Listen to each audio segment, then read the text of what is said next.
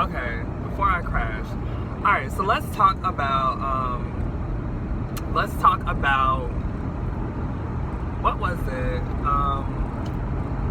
Anaheim. Alright, so we're discussing Anaheim here. Now, usually I hold my phone, but I'm trying it this way to see, you know, if it's going to give like a better effect, since I can kind of maneuver my phone in that direction. So, Anaheim was cute. The biggest thing for me was that the top 8 did not have a lot of variety in the decks. So a lot of people will say, oh, well, the top 32 had variety. Like you had Kettler was playing Decidueye with Vileplume and some basic attackers, Tauros and Lugia. And then some other people will say, you know, Gyarados almost made it in, Jose Marrero. You had the Solgaleo Lunala deck that almost made it in, which I'll be featuring on my channel later this week.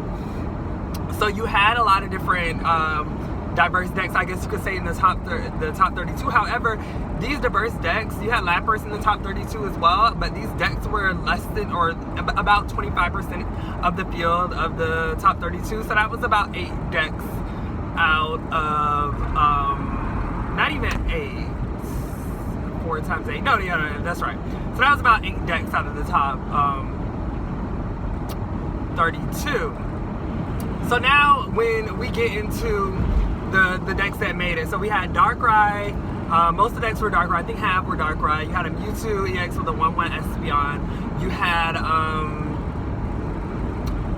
what is the deck called?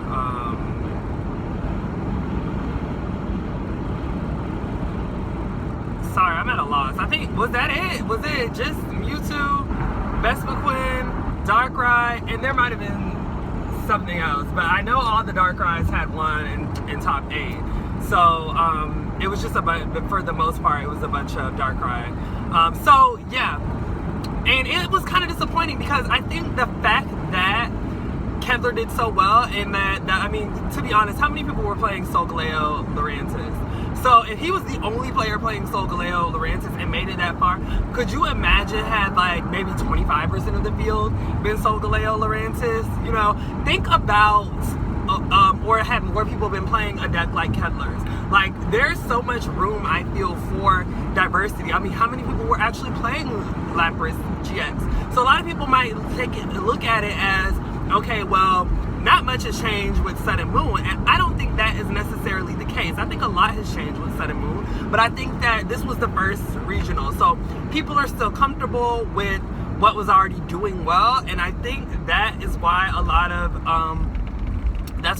things didn't do as well as we were expecting them. Hold on 1 minute. Hey, hon. Here you go. Is it one? Okay. Sorry, I'm a little ghetto. So yeah, I feel as though it isn't, the meta is not defined. Like, this regional did not define the meta for me. I think that there is more testing that needs to get done, because Darkrai is good, but to me, like, okay, for example, I've been testing the Lurantis Solgaleo deck. That deck runs through Darkrai, especially if they're not playing Garb. Like, as soon as you use the Soul Burst GX and you get those energies out, there's not much they can do to answer you. Especially if you attack with Solgaleo twice, that deck basically wins. And if they allow you to attack with Solgaleo 3 times, it wins. There's nothing that can one-shot Solgaleo. Well, I take that back. That is not weak to. So, like, for example, Rayquaza. Let's say you Soul Burst and they hit you. They only can hit for 240, and then at that point you just one-shot them. So it's a really, really good deck. It does have problems against Garb, so I could see YouTube possibly squeaking out a win in that situation. But again, I don't think the list I'm playing is very optimal. I think the deck definitely needs to run Flow Stones. As long as it runs Flow Stones, Garb is not a problem. So yeah, like, that is a really good deck in my opinion, and I feel like if more people were playing it, it would have performed a lot better. Volcanion underperformed, I would say, because I definitely felt like Volcanion was one of my top picks, but it did underperform. So sucks to be Ball Canyon. And Darkrai Tina ended up winning the whole thing. And I think that it had an edge in the mirror because if you have the double dragon, you're putting 40 more damage on the board, whereas the regular Darkrai deck for a manual attachment, they're only putting 20 more damage on the board. Which isn't when you're in that kind of grindy game, you're gonna outgrind them with those double dragon energies, especially if they're not playing Enhanced Hammer. And even if they do play one Enhanced Hammer, you're still putting the damage on the board with your manual attachments much quicker. So I think that is definitely something that it had going for it in the mirror matchup. Yeah, so not much more to say. I think Vespiquen has definitely came in and said, you know what, I'm still a force to be reckoned with, which is interesting. So will people start playing Karen? Because I mean, some people might see Karen as like a one-card auto win versus Vespiquen, just in case you run into it. And one card is not going to destroy your deck if Vespiquen is that prevalent. So that would be interesting to see if people are actually going to start playing, Karen again. To be honest, like, we have the meta deck coming up, and I know Vespiquen is the meta deck open coming up. I will be competing in the meta deck open. I'm pretty excited about it.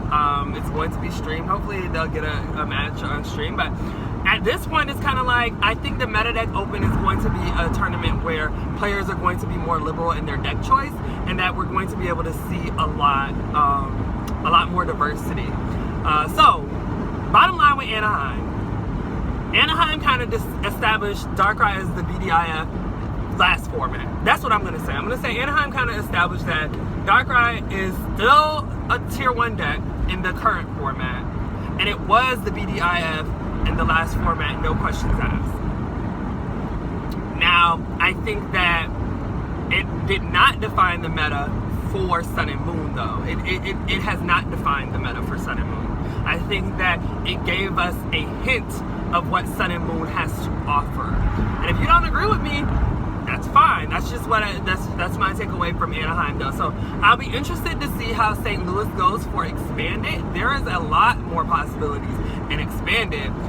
The more I think about it, I mean, you could even play the Lorenzo Solgaleo. I can see it being played in Expanded. You have Toad with Decidueye. I think Decidueye is really about to make its presence be known in St. Louis. How good that deck or that card can be when it has the right materials to go with it. So I am super excited for St. Louis, and so we'll see how that all shapes up. So thank you so much for watching my quick talk about Anaheim. If you have not subscribed, make sure you subscribe to my channel, and I'll catch you guys next time.